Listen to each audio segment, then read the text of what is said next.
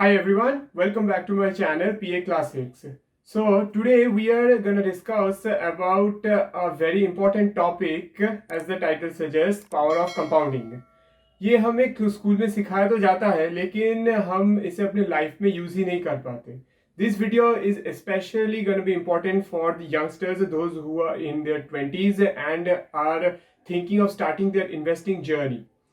Now let's take for example, हम दो लोगों को ले लेते हैं, राहुल और रोहन. दोनों की ही जॉब लगी है, दोनों ही 21 साल के हैं. मैं 21 साल बोल रहा हूँ क्योंकि इंडिया में ऑन एन एवरेज 21-22 साल में ही किसी की जॉब लगती है. अब दोनों का माइंड सेटअप अलग है. राहुल सोचता है कि मैं हर महीने 21 साल की उम्र से ही अपने सैलरी में से 5,000 रुपये निकाल के इन्वेस्ट करूंगा. अब कहाँ पे करेंगे वो मैं बाद में आता हूँ. और रोहन दूसरी तरफ है जो सोचता है नहीं, अभी तो मैं यंग हूँ, अभी मैं बस पार्टी वार्टी करूंगा, अभी इन्वेस्टमेंट के लिए तो पूरी जिंदगी पड़ी है. तो हम दोनों सिनेरियो को एनालाइज करके देखते हैं कि एट द एज ऑफ 50 यानी कि 30 इयर्स बाद उन दोनों का क्या हाल हो सकता है with the help of an excel sheet.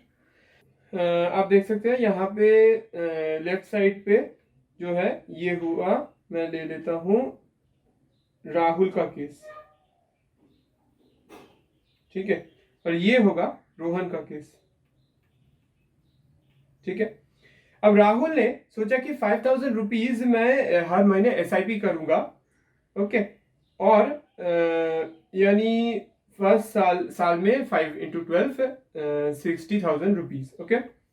सो मैं मान के चलता हूं उसे सालाना ऑन एन एवरेज 12% रिटर्न मिल रहा है अपने इन्वेस्टमेंट पे. अभी 12% मैं क्यों ले रहा हूं, क्योंकि अगर आपको कुछ भी इन्वेस्टमेंट के बारे में पता नहीं है कि कहाँ इन्वेस्ट करना है, तो फिर देश की इकोनॉमी में तो सबको भरोसा है ना कि वो तो इन द लॉन्ग रन बढ़ता ही रहेगा, ठीक है.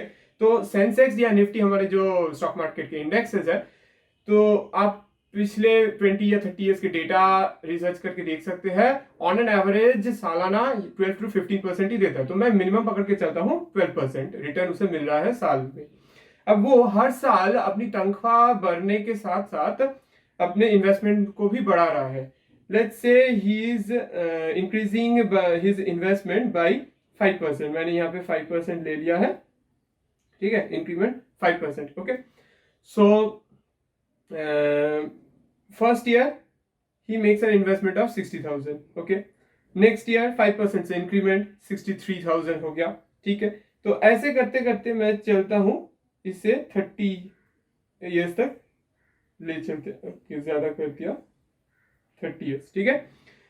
तो ये 12% रिटर्न कंपाउंड होते होते, हाँ, पहली साल 60,000 के ऊपर 12% मिला, उसके साथ 63,000 नेक्स्ट ईयर पे ऐड हो गया क्योंकि 5% इंक्रीज हो रहा है. ऐसे करते करते उसका amount at the end of 30 years कितना होगा देख लेते हैं. यहाँ पे होता है 2.19 करोड़, ठीक है. अभी सेम चीज, अमाउंट बहुत बड़ा लग रहा है, ओके.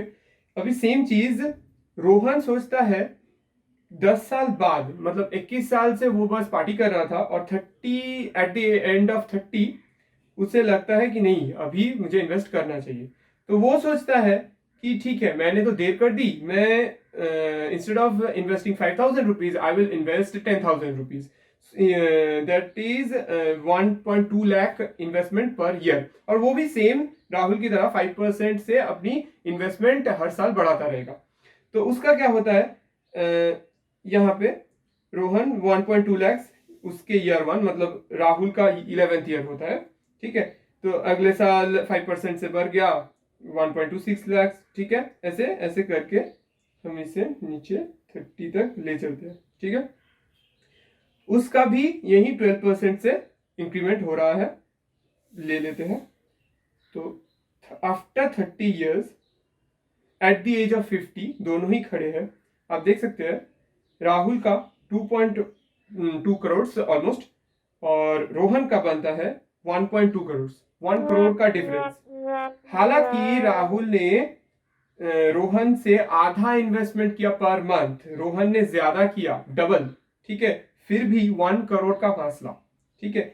अब सपोज हम ले चलते हैं, राहुल ने 30 इयर्स तक इन्वेस्टमेंट किया ही नहीं, he only makes his investment at until 20 years, और 20 इयर्स के बाद उसने इन्वेस्टमेंट स्टॉप कर दी, यानी कि ये जो इन्वेस्टमेंट है इसको हटा देते हैं, वो बस 20 इयर्स तक इन्वेस्टमेंट किया और उसके बाद उसे इन्वेस्टेड रखने दिया 30 इयर्स तक, ठीक है।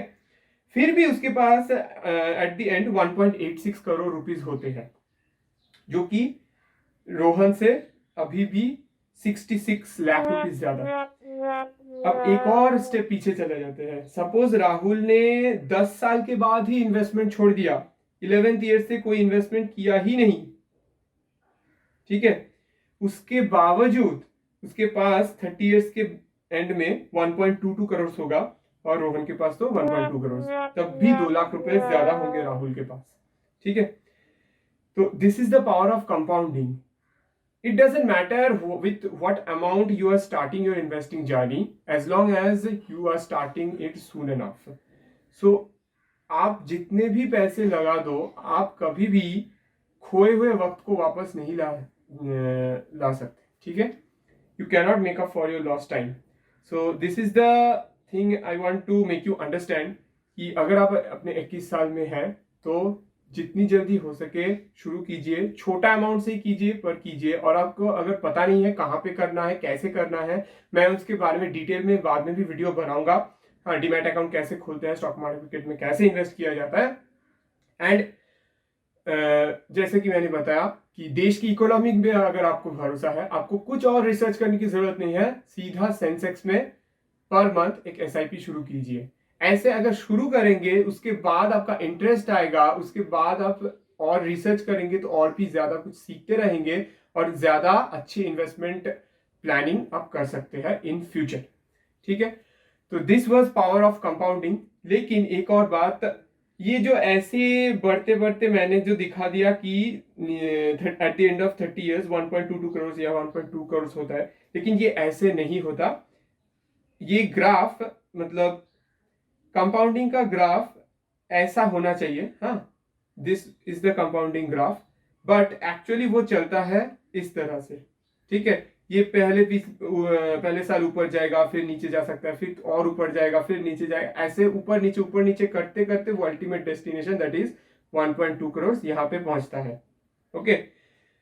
तो अगर आप सोचते हैं कि 30 साल तक नहीं रख पाएंगे तो फिर कोई फायदा नहीं है। You have to be patient, okay, compounding is a game of patience.